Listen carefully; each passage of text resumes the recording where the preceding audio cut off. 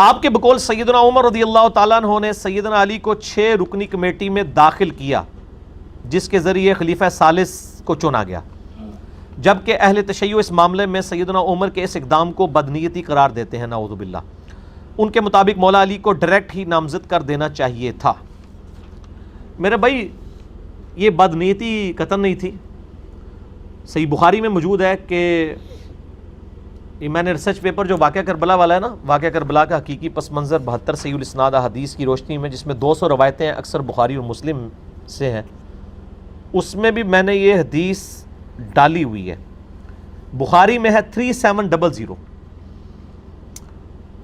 اور ایک اس کا طریق بخاری میں ہے 7207 جس میں حضرت عثمان کس طرح منتخب ہوئے وہ ڈیٹیل موجود ہے۔ یہ ذرا دکھا دیں جی دوبارہ ان کو واقعہ کربلا والا سچ پیپر، یہ عربی میں بھی ہے، اردو میں بھی ہے، ہندی میں بھی ہے اور انگلش کے اندر بھی ہے، انشاءاللہ فارسی میں بھی آ جائے گا، فری ڈاؤن لوڈ کر سکتے ہیں۔ اور اگر ڈاک کے ذریعے منگوانا ہے عثمان بھائی کو کال کریں 032159000162، فری آ جائے گا آپ کے گھر۔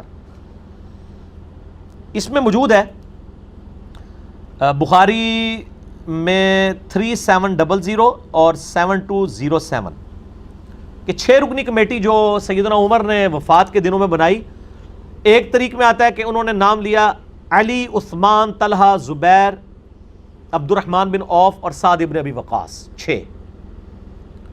ایک میں حضرت علی کا نام پہلے ہے، ایک میں حضرت عثمان کا نام پہلے ہے۔ 6 رکنی کمیٹی بنائی۔ اس سے پہلے جو آپ اس پوری ڈیٹیل حدیث کو پڑھیں تو عبداللہ بن عمر کہتے ہیں کہ لوگوں نے حضرت عثمان سے کہا اپنا خلیفہ نامزد کریں، حضرت عمر سے، تو حضرت عمر نے کہا اگر میں خلیفہ نامزد کرتا ہوں تو میں اس شخص کی سنت پہ عمل کرتا ہوں جو مجھ سے بہتر ہے، یعنی سیدنا ابو بکر، اور میں اگر خلیفہ نامزد نہیں کرتا تو میں اس شخص کی سنت پہ عمل کرتا ہوں جو ہم سب سے بہتر ہیں، یعنی نبی صلی اللہ علیہ وآلہ وسلم۔ تو عبداللہ بن عمر کہتے ہیں جب یہ بات حضرت عمر نے کی تھا تو میں سمجھ گیا کہ اب وہ اپنا خلیفہ کسی کو نامزد نہیں کریں گے، کیونکہ حضرت عمر کوشش کرتے تھے کہ وہ نبی کے طریقے کے اوپر چلیں۔ ویسے حضرت ابوبکر نے بھی کوئی دھونس نہیں کی تھی، صحابہ سے مشورہ لیا تھا، لیکن وہ ذرا ڈیفرنٹ تھا، یعنی نامزد کیا اور ظاہر ہے کہ حضرت عمر کے لیول کا کوئی بندہ نہیں تھا، سب نے ایکسیپٹ کر لیا۔ لیکن حضرت عمر اس سے بھی ایک سٹیپ آگے گئے، انہوں نے نامزد بھی نہیں کیا کسی کو، اور کہا کہ 6 رکنی کمیٹی بنا رہا ہوں، اور اس میں الفاظ ہے کہ یہ وہ 6 بندے ہیں جن سے نبی علیہ السلام وفات تک راضی رہے، ٹھیک ہے؟ تو اس لیے ووٹنگ کی ضرورت نہیں تھی، جب نبی انڈورس کر دے پھر ووٹنگ کی ضرورت نہیں رہتی، اور وہ اشرم وشرا والے تھے 6 کا، علی، عثمان، طلحہ، زبیر، عبد الرحمن بن عوف اور سعد ابن ابی وقاص۔ اور بخاری کے الفاظ ہیں کہ سعد ابن ابی وقاص کو جو میں نے پرشین امپائر کی گورنری سے معزول کیا تھا نا، اس معزولی کو اس کے خلاف دلیل نہ لینا کہ جی اس تے عثمان حضرت عمر نے لا دیتا سی اینو نہیں سی خلیفہ چننا، ٹھیک ہے؟ وہ تو حضرت عمر 4 سال سے زیادہ کسی کو رہنے نہیں دیتے تھے گورنر، تاکہ وہ پارٹی نہ بنا لے اپنی۔ وہ تو حضرت معاویہ رضی اللہ تعالیٰ کی لاٹری نکل آئی کہ وہ 4 سال پورے ہی نہیں ہوئے، حضرت عمر شہید ہو گئے، ورنہ وہ بھی وہاں سے گورنری سے ہٹ جاتے۔ تو حضرت عمر ہر 4 سال کے بعد گورنر چینج کر دیتے تھے تاکہ وہ پارٹی بازی نہ کر لے خلیفہ کے خلاف۔ تو اس پہ ویسے میرا کلپ ہے، لوگوں نے حضرت عمر پہ تان کیا تھا نا کہ معاویہ کو انہوں نے بنایا رضی اللہ تعالیٰ عنہ، تو میں نے کہا کہ وہ کچھ اور ہی معاملہ تھا، آپ جا کے لکھیں کہ حضرت معاویہ کو حضرت عمر نے گورنر بنایا تھا رضی اللہ تعالیٰ عنہ، رضی اللہ عنہم اجمعین۔ تو ابن عمر کہتے ہیں کہ میں نے سمجھ لیا کہ نبی علیہ السلام کا طریقہ اڈاپٹ کریں گے، اور وہی ہوا، انہوں نے 6 رکنی کمیٹی۔ اس کے بعد اپنے بیٹے عبداللہ بن عمر کو کہا کہ اما عائشہ کے پاس جاؤ، ان سے کہنا کہ عمر بن خطاب عرض کرتا ہے، امیر المومنین نہ کہنا، I am no more امیر المومنین، کہیں میرے اس امیر کے حکم اولي الامر منکم کے تحت، یعنی اس کو حکم نہ امیر المومنین کا مان کے اما عائشہ مجبور ہو جائیں، ان سے کہو کہ عمر اپنے 2 ساتھیوں کے ساتھ دفن ہونا چاہتا ہے۔ اما عائشہ نے کہا رضی اللہ تعالیٰ عنہ میں نے یہ جگہ اپنے لیے رکھی تھی، لیکن آج عمر کو میں اپنے پہ ترجیح دوں گی۔ تو پھر وہ ساتھ دفن کیے گئے۔ ایک کنڈی کھلنے والا واقعہ جھوٹا جے، یہ حضرت ابوبکر نے کہا میری یہ رکھ دینا، میں وہ کنڈی کھل جائے گی، تو جھوٹ ہے۔ ورنہ تو سیدہ عائشہ کو بھی حضرت عمر کہتے ہیں کہ میں آ رہا ہوں، اگر کنڈی کھل گئی تو مجھے دفنا دینا۔ بخاری میں موجود ہے، کوئی کنڈی نہیں کھلی، میرا اس کے اوپر بھی کلپ ہے کہ قبر رسول سے آواز حضرت ابوبکر کے لیے، جھوٹ ہے بالکل۔ بخاری میں بالکل اس کے اپوزٹ چیزیں موجود ہیں۔ یہ ساری تاریخی روایتیں جمع کر کے تو امت کا بیڑا غرق کیا ان لوگوں نے، ظالموں نے۔ تو سیدنا عمر فاروق رضی اللہ تعالیٰ عنہ نے 6 رکنی کمیٹی بنائی، وہ کوئی بدنیت نہیں تھے. بیسیکلی حضرت عمر چاہتے تھے کہ مسلمان کنسنسس کے ساتھ اس 6 رکنی کمیٹی میں سے کسی کو چن لیں.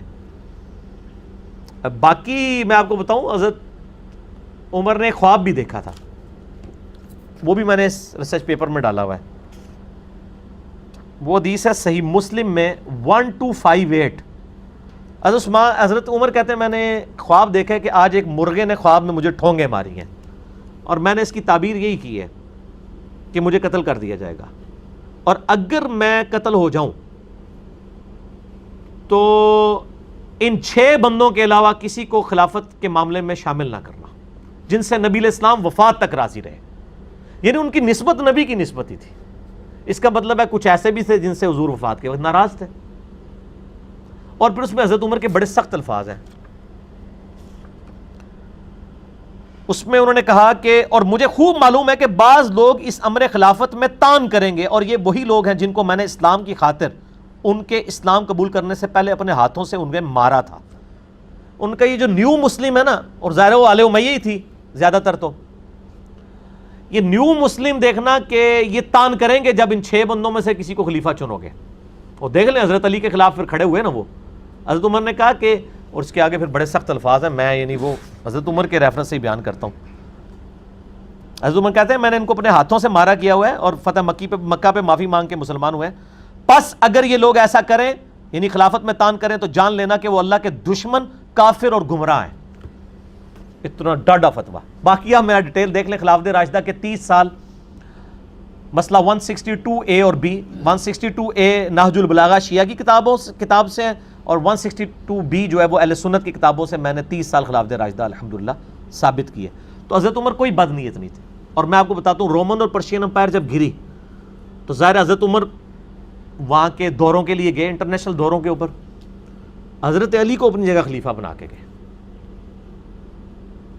اس دوران اگر خدا نہ خواستہ سیدنا عمر شہید ہو جاتے، حضرت علی آٹومیٹکلی خلیفہ بن جاتے ہیں. کیونکہ بخاری مسلم میں کہ جب غزوہ تبوک پہ نبی علیہ السلام گئے تھے اپنا خلیفہ حضرت علی کو چھوڑ کے گئے تھے. حضرت علی رو پڑے. یہ پہلا اور آخری موقع تھا کہ حضرت علی کسی جنگ میں ساتھ چھوڑتے نہیں تھے حضور کا. یہاں پہ حضور صلی اللہ علیہ وسلم نے پھر ان کی دل جوئی کی. فرمایا علی تو اس سے راضی نہیں ہے کہ تیرے میرے ساتھ وہی نسبت ہے جو ہارون کی موسیٰ کے ساتھ، مگر میرے بعد کوئی نبی نہیں. بہت بڑی دلیل ہے سیدنا علی کی شان کے اوپر.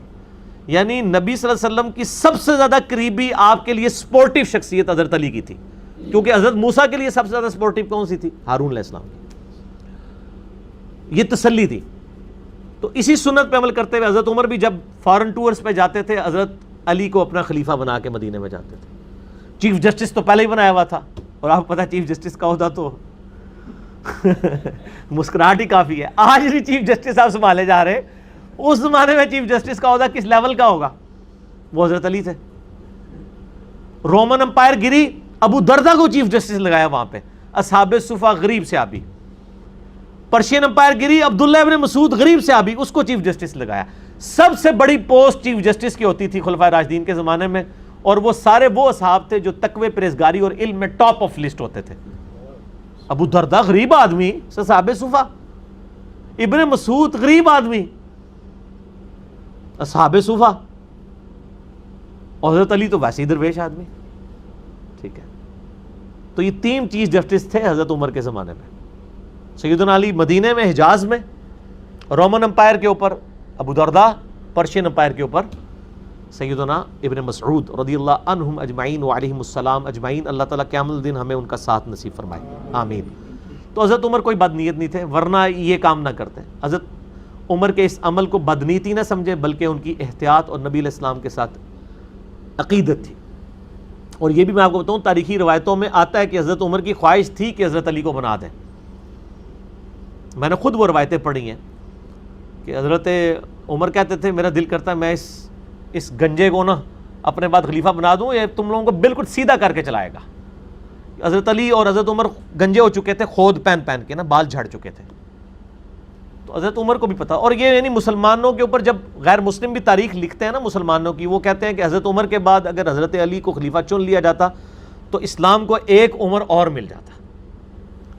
بہرحال ایک معاملہ الگ ہے. ہم تو چاروں کو خلفائے راشدین مانتے ہیں، حسن ابن علی کو 5ویں خلیفہ راشد مانتے ہیں الحمدللہ. ٹھیک ہو گیا جی.